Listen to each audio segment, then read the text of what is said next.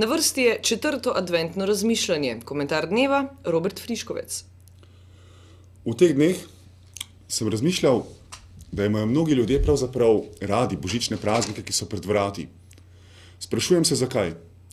Pred leti sem skupini otrok zastavil vprašanje, kaj praznujemo za božič.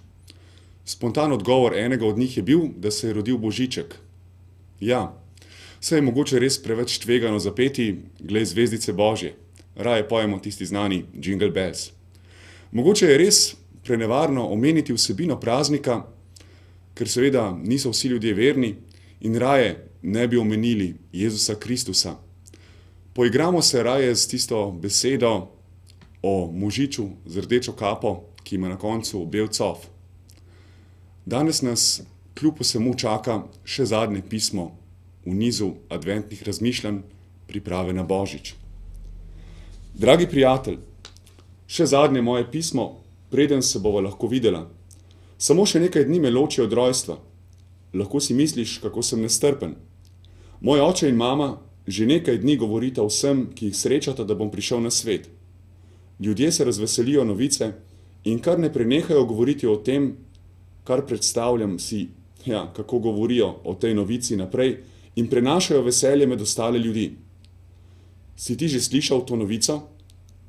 Prav zato se jaz obračam nate in ti sporočam, da prihajam. Pričakuj me in povej naprej. Če me razumeš, želim s svojim rojstvom vstopiti v tvoje srce. Trenutno sem še vedno samo nerojen otrok, ki pa ob rojstvu s tvojo pomočjo postanem nekdo, ki bo svojo vsebino zaživel v tvojem življenju. Povabim te, da prideš na kraj mojega rojstva, ki je zelo preprost. Mnogi mislijo, da ga ne poznajo. Ti ga boš našel, če se boš pustil presenetiti. Kmalu rojen otrok. In kaj mi ostane za konec?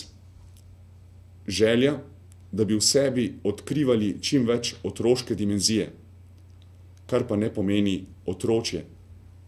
In prav s tem namenom prižigam danes četrto adventno svečo.